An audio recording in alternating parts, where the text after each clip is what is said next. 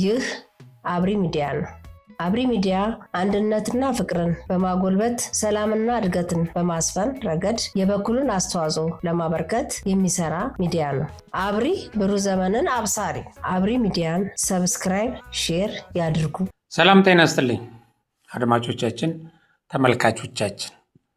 ሰላምታዬን እያቀረብኩ የሰዓቱን መረጃ ይዤ ቀርቤያለሁ። እንደሚከተለው አቀርበዋለሁ። በኦባሳንጆ የሚመራ የልዑክ መቀሌ መግባቱ ተነግሯል። መቀሌ ገብተው ምን አደረጉ? ይሄ በህግ ከታገደው ወይም ህገ ወጥ ነው ተብሎ ከተፈረጀው ደብረጽዮን ጋር በመወያየት ይሄንን ቡድን ወደ ህጋዊ የውይይት መድረክ ያመጡታል ወይ? ካመጡትስ ትክክል ነው ወይ? እና ህወሓት እስትንፋሴ ሊቆም ነው ድረሱልኝ አድኑኝ ብሎ ባደረገው ተማጽኖ መሰረት ይሁን ወይም ደግሞ በክልሉ እየተፈጠረ ያለውን የሰላም መደፍረስ መሰረት አድርገው ወይም የፕሪቶሪያውን ስምምነት መጣስ ኦባሳንጆ ከሌሎች ልዑካን አባላት ጋር መቀሌ ገብተዋል። ይሄንን እንመለከታለን።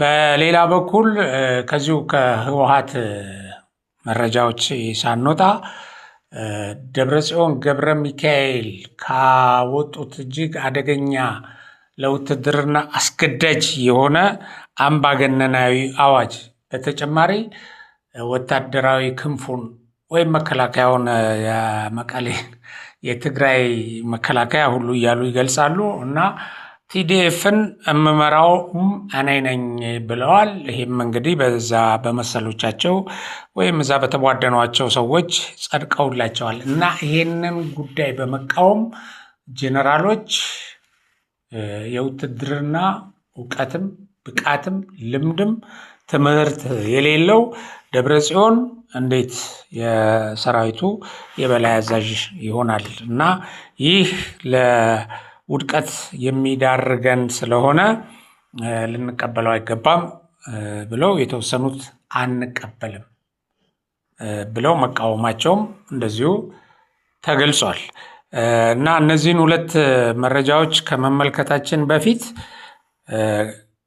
አንድ የትግራይ ወጣት ተጋሩ ህወሓት ላይ ያሰማውን ተቃውሞ ህወሓት እስከ ዛሬ ድረስ ከተወለደበት ጊዜ ጀምሮ የትግራይን ህዝብ ለተጋሩ ለራሱ ለህወሓት አንተ ራስን ተከላከል እየተባለ ጥሪ እየተደረገለት ተጨቁናል፣ ተበድላል፣ ልትወረር ነው፣ ጄኖሳይድ ሊፈጸምብህ ነው እያለ ያዋጋው በሙሉ በእነዚህ ዘመን ለህወሓት እንጂ ለራሳችን ህልውና ለሀገር ለነጻነት ለእኩልነት አልታገለልንም። እኛ የሞትነው ለህወሓት ስንዋጋ ነው። አባቶቻችንም እኛም የሞትነው ወደፊትም እንድንሞት እየተዘጋጀን ያለነው ለህወሓት ነው የሚል ነው ይሄ ወጣት የሚለን እና ደግሞ በዚህ በ2013 ውጊያ ወቅት የትግራይን ህልውና ሊያጠፉ መጡ ጄኖሳይድ ሊፈጽሙ ከተባሉት ኃይሎች በላይ ራሱ ህወሓት የፈጸመው የጥቃት የሴቶች ጥቃትና ሌሎች ወንጀሎች ከፍ ያለ ነው። ከነዛ ሊያጠቁ ጄኖሳይድ ሊፈጽሙ መጡ ከተባሉ ኃይሎች በላይ እያለ ነው የሚነግረን። የእሱን መልእክት አዳምጠን እንደው ቀደም ብዬ የተረጎምኩላችሁ ያው ይሄንን እያሰላሰላችሁ እንድትሰሙት ነው። የእሱን መልእክት አዳምጠን ወደ ዕለቱ ለትንታኔ ወደ ተያዙት ጉዳዮች እንገባለን። ለህወሓት ቃልሲ ለህወሓት ልምድሓን ለህወሓት ህይወት ንክዘሩ ተገበረ ቃልሲ ሓውካ እውን ተተሰዊ ኣብዚ 17 ዲ ኣብና ሻዕብያ ዲ ኣብዚ ናይ ከዚ ተሰዊ ሓውካ እውን ለህወሓት ኩል ተሰዊ ኣቦኻ እንድሕ ተሰዊ እውን ለህወሓት ኩል ተሰዊ ኣቦኻ እውን ኣካልካ እንድሕር ጎዲልካ እውን ኣካልኩም እንድሕር ጎዲልኩም እውን ለህወሓት ክትብልኩም ኣካልኩም ጎዲልኩም ኣካልኩም ጎዲልኩም ኣሎ እንተ ትግራይ ኢለ ና ትግራይ ባንዴራ ሓፊላ ክርኢ ኢለ ና ትግራይ ከምዚ ኢላ ክርኢ ሓሶት እዚ ኣእምሮኹም ኣይትሸውድዎ ኣእምሮኹም ኣይትሸውድዎ لمن ميل خايت قال اسخاي ليز تقرا لا دي تقرا تدفيرا دي تقزع للسي بتعمل قمكم نجر 2013 زي كابزي مكالاكيانا ناي شعبيا سراويت الدفرن بالعاد تديف الدفرن يبزح مال يبزح بقطري يبزح ስለዚህ እንግዲህ እንደዚህ ነው ሚለን እና የትግራይ ወጣት እነዚህን ሰዎች በትክክል ተረርቷቸዋል። በዚህ ዘመን እንግዲህ ብዙ ዋጋ ከከፈለ በኋላ ብዙ ጉዳት ካስተናገደ በኋላ ቢዘገይም ተረርቷቸዋል እና እነሱ ሁሉ ጊዜ ለትግራይ ህልውና ለትግራይ እድገት ለትግራይ ብልጽግና ለትግራይ ከፍታ እያሉ ቅስቀሳ ያደርጋሉ። ተነስታጠቅ ዝመት ይላሉ። ከእንግዲህ 50 ምናምን ዓመት ሙሉ እንደዚህ ያደረጉ ያዋጉን እኛ የተዋጋ ነው ለህወሓት እንጂ ለትግራይ ህልውና አይደለም ለትግራይ ህዝብ ህልውና አይደለም እያለ ነው ይሄ ወጣቱ የገለጸው። ይሄ በትክክል ዲፋይን የተደረገ ነው። ምንም ወደ ትግል ሲገቡ ይዘው የተነሱት ዓላማ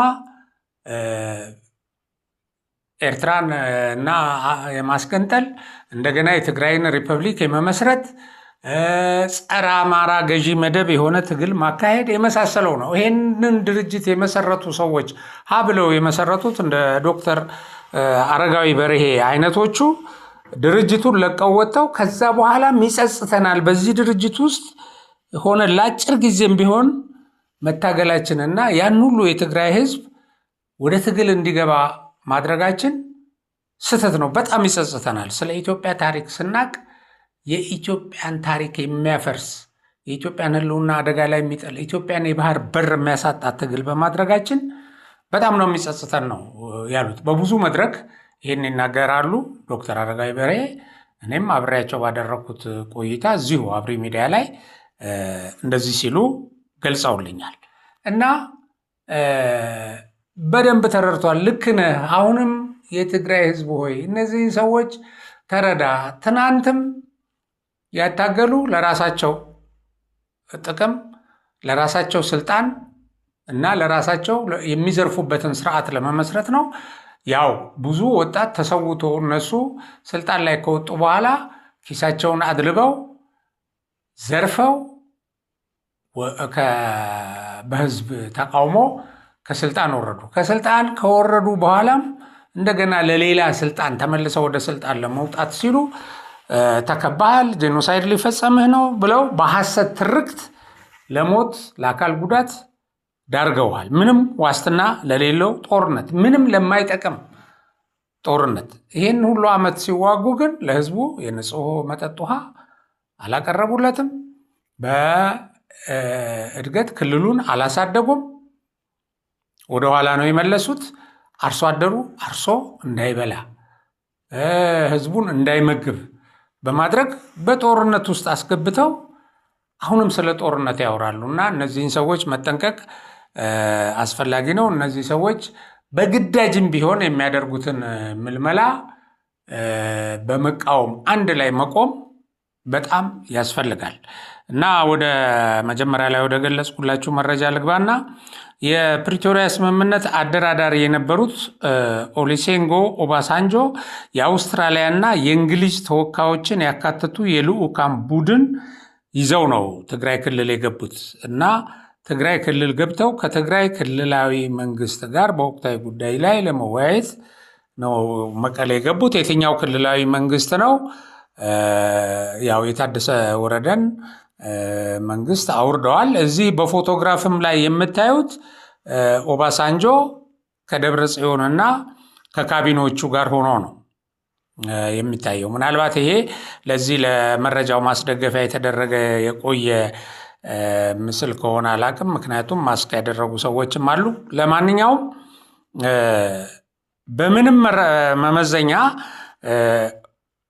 ህወሓት ተደራዳሪ ሆኖ መቅረብ የለበትም። ይሄ እጅግ አደገኛ ነገር ነው። ምክንያቱም ህወሓት የፕሪቶሪያ ስምምነትን ጥሶ የክልሉን ፌዴራል መንግስት የመደበውን የክልሉን ጊዜያዊ አስተዳደር ከአንድ ጊዜም ሁለት ጊዜም በመፈንቅለ መንግስት አውርዷል። ሁለተኛ ህወሓት በፕሪቶሪያ ስምምነት መሰረት ህጋዊ ሰብዕናውን ወይም ሰውነቱን ካጣ በኋላም አለው በሚል ያው በጦርነትም በማስፈራራትም ህልውና አለኝ ለማለት የሚንቀሳቀስ ቡድን ነው።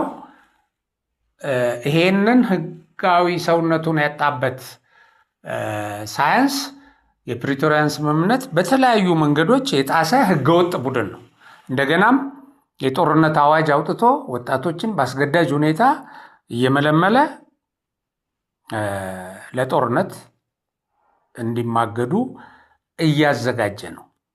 ይሄ ቡድን በብዙ መንገድ የፕሪቶሪያን ስምምነት ጥሷል፣ ህገ መንግስት ጥሷል። ሁለተኛ ደግሞ የተሰረዘ ቡድን ነው እና አሁን ይሄ የልዑካን ቡድን መቀሌ ገብቶ ከዚህ ቡድን ጋር ተወያይቶ ምንድን ነው የሚያመጣው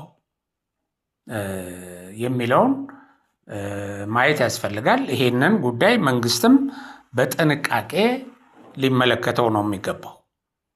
ምክንያቱም ህወሓት ይሄን ሁሉ ጫና ሲፈጥር የነበረው ይሄን ሁሉ ማስፈራራት ሲያደርግ የነበረው ከዚህ ጎን ለጎን ደግሞ አደራድሩኝ እኔ ሰላም ኃይል ልሆን ነው እንደዚህ እያለ በአንድ በኩል የጦርነት ዝግጅቱን እያሳየ እያስፈራራ፣ በሌላ በኩል ደግሞ አደራድሩኝ እያለ ሲንቀሳቀስ የነበረው እቺን ለማግኘት ነው። በቃ እንደ አንድ ህጋዊ ሰውነት ያለው ድርጅት ህጋዊ ሰውነት ያለው አካል ለድርድር ለመቅረብ ነው።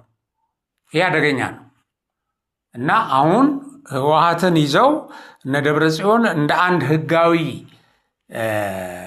ፓርቲ፣ ደብረጽዮንም ደግሞ እንደ አንድ ፕሬዝዳንት ሆነው የሚደራደሩ ከሆነ ይሄ ትልቅ የህገወጥ ተግባርና የህገ መንግስትም የፕሪቶሪያ ስምምነት ጥሰትም ነው በጎላ መልኩ።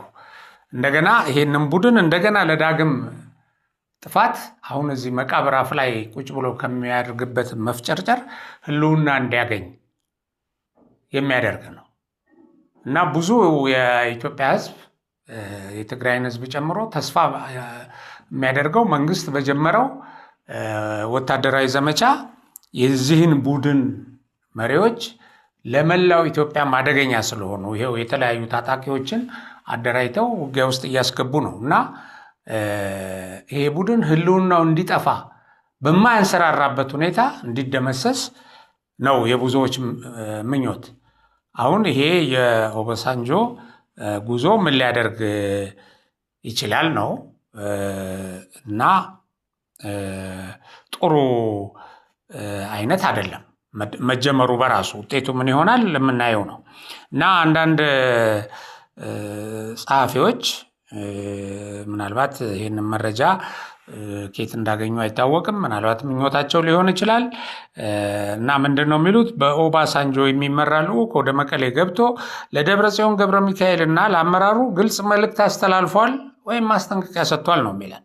እንደወጡት መረጃዎች ከሆነ ልዑኩ ለክልሉ አመራሮች ያለ ተጨማሪ መንገራገር ወደ ጊዜያዊ አስተዳደሩ እንዲመለሱ ወይም እንዲመልሱ የሚል አቋሙን አስተላልፏል ነው የሚለው ሁሴን ገዳ ኮሚኒኬሽን ባጋራው መረጃ ላይ እና ባስተላለፉት መልእክትም ይልና መስርተናል በሚል የሚገለጸው አወቃቀር በፕሪቶሪያ ስምምነት መሰረት የፈረሰ በመሆኑ በትግራይ መቀጠሉን ወይም እንዲቀጥል የሚያደርገው ህጋዊ መሰረት የለውምና አፍርሱ የሚል አቋም ይዘው ነው የቀረቡትና ይህንኑ ነው ለነ ደብረጽዮን የነገሯቸው ነው የሚለው።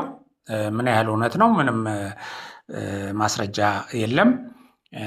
እንግዲህ ከስፍራው ይሄን መረጃ ያጋራ አካል ስለመኖሩ አይታወቅም፣ ወይም ልዑኩ መግለጫ አልሰጠም። ለማንኛውም በዚህ ጉዳይ ላይ የደብረጽዮን ገብረ ሚካኤል እና የቡድናቸው ምላሽ ምን እንደሆነ ገና በይፋ አልተገለጸም ይላል። ይሁን እንጂ በቀጣይ ቀናት የሚሰጡ ምላሾችና የፖለቲካ እንቅስቃሴዎች የትግራይን የፖለቲካ ሁኔታ በእጅጉ ሊወስኑ እንደሚችሉ ታዛቢዎች ያስታውቃሉ። አዎ ከዚህ በኋላ በቀጣይ በቆይታቸው ይሄ ልዑክ ቡድኑ ከነደብረጽዮን ጋር ቆይታ አድርጎ ወስነው ውሳኔ የትግራይን ህልውና የሚወስን ነው የሚሆነው እና ያው የኢትዮጵያንም ጭምር ማለት ነው። ኢትዮጵያንም ከዘላለም እየበጠበጠ ዘላለም ታጣቂዎችን እያደራጀ ሴራ እየቀመረ ተልኮ እየሰጠና የውጊያ እቅድ እያወጣ ንጹሃንን እያስገደለ የሚኖር መርዘኛ ድርጅት እንደገና ህልውናው እንዲራዘም መደረጉ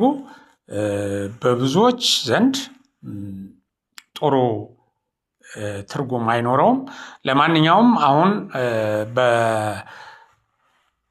ቆይተው በወጡ ምስሎች እንደሚታየው ልዑኩ እየተነጋገረ ያለው ወይም እዚህ በምስል ሲንቀሳቀስ የሚታየው ከራሱ ከህወሓት ቡድን ጋር ብቻ ነው። ሌሎች እንግዲህ የፌዴራል መንግስቱም ይሁን የራሱ የትግራይ ቀድሞ አስተዳደር ሰዎች አይታዩም እና ይሄ ነው እና ህወሓት ግን ይሄንን ለግንኙነቱን እና አሁን ይሄ እነዚህ ኃይሎች ጋር የሚያደርገውን ምክክር እንደ ድል እየፎከረበት ማለት ምስሎቹን እየለቀቀ እና እየተንጎማለለ እዚህ ደርሻለሁ የሚል አይነት ነገር ይመስላል እና ይሄን ቡድን ጎትቼ ወደ አደራዳሪነት አምጥቼዋለሁ በሚል እና እንደገና ተስፋው እንደሚያንሰራራ አድርጎ ተስፋ ያደረገበት ነው። ነገር ግን ይሄ አደገኛ ነው። ህወሓት በህግ የተሰረዘ ድርጅት ነው። እንደገና ከተሰረዘ በኋላም ደግሞ ብዙ ህገወጥ ተግባራትን ፈጽሟል። የትግራይ ወጣት ለስደትና ለተለያዩ እንግልቶች እንዲዳረግ አድርጓል። አሁንም ብዙዎቹን በእስር ቤት አጉሮ ይገኛል። እያሳደደ እየያዘ በወላጆች ላይ እንትን ፈጥሮ አደጋ እንዳይንሻብብ እያደረገ ነው በክልሉና በጥንቃቄ መታየት አለበት የሚል ነው የኛም መልእክት። በሌላ በኩል እነዚህ የቲዲኤፍ አመራሮች ወይም ጀነራሎቹ እና ኮሎኔሎች በተለያየ የአመራር ደረጃ ላይ ያሉ ሰዎች ይሄንን ወታደራዊ ኃይሉን ለማዘዝ ደብረጽዮን መሾሙ ትክክል አይደለም። ደብረጽዮን መርቶ ለድል ሊያበቃን አይችልም። እጅግ የህዝብ ፍላጎት በሌለበት የሚመለው ወጣት በግድ መጥቶ በሚሰለጥንበት እንደገና የነበረው ታጣቂም የውጊያ ፍላጎት አጥቶ እየኮበለለ ባለበት ሁኔታ ይህንን በግድ እየተገፋ የሚመጣ ወጣት በስነ ልቦናና በወታደራዊ ብቃት ወይም በወታደራዊ አቅም ገንብቶ አዋቅቶ ለድል እንዲያበቃ ለማድረግ ጠንካራ አመራር ያስፈልጋል። ስለዚህ ደብረጽዮን ይህንን ኃይል እንዲመራ መደረጉ እንግዲህ ጀነራሎቹንም ጭምር ማለት ነው አመራሮቹን ቀልድ ነው እና በሰው ህይወት መቀለድ ነው የሚሉት። ይሄ አመራር ለተዋጊው ኃይልም የሞራል ተነሳሽነት የሚፈጥር ሳይሆን ሞራሉን የሚጥል እና ለአደጋ ልጋለጥ እችላለሁ፣ ጠንካራ መሪ የለኝም በሚል ስነልቦና ወደኋላ እንዲያፈገፍግ በጽናት እንዳይዋጋ የሚያደርግ ስለሆነ መቅረት አለበት የሚል ወይም ሌላ አመራር መመደብ አለበት በሚል ዛሬ በተደረገ መቀሌ ላይ በተደረገ ስብሰባ በርካቶች ይህንን ሀሳብ አንስተዋል እና የመድረክ መሪዎቹ በዚህ ጉዳይ ላይ ለማሳመን ሙከራ ባደረጉበት ጊዜ አንዳንዶቹ መድረኩን ረግጠው እንደወጡ ነው የወጣው መረጃ የሚያመለክተው። እንግዲህ እውነትም ይህንን ነገር በትክክል ማጤን ካስፈለገ ከዚህ በፊት እነ ጀነራል ጻድቃን እነ ታደሰ ወረደ በተወሰነ ደረጃ የተሻለ ወታደራዊ እውቀት አላቸው የተባሉት መርተው ለዛውም ህዝቡ ከፍተኛ ሞራል በነበረበት ጊዜ ተከባሃል ተብሎ ከዛ ከከበባ ለመውጣት በከፍተኛ ተነሳሽነት በተዋጋበት ሰራዊቱም ሞራሉ ከፍ ባለበት ትጥቁም በጣም የተደራጀ ተተኳሾቹ ሎጂስቲክ አቅሙ ሁሉ ከፍ ያለ በነበረበት ጊዜም አዋግተው ማሸነፍ አልቻሉም። እነዛ የጦር አለቆች ወይም የውትድርና እውቀት አላቸው የተባሉ ሰዎች እና አሁን በደብረ ጽዮን መርቶ ህዝቡን ለማስፈጀት ካልሆነ በስተቀር የሚመጣ ውጤት የለም እና ይሄንን አሁንም ቢሆን የትግራይ ወጣት የትግራይ ህዝብ እምቢ በል። እነዚህ ሰዎች ወስደው እሳት ውስጥ ማግደው ሊያስጨፈጭፉ እየቀለዱ መሆናቸውን ተረድተህ በቃችሁ በላቸው፣ ራስህን አድን። እንደዚህ አይነት ትግሉን የጀመሩና ትክክል አይደለም የሚሉ ወገኖችም ይሄንን አጠናክረው ሊቀጥሉ ይገባል። በዚሁ እንግዲህ ዛሬ ለትንታኔ መርጬ ይዤላቸው የቀረብኩትን ፕሮግራሜን አጠናቅቃለሁ። በሌላ እስከምንገናኝ ሰላም ቆዩልኝ።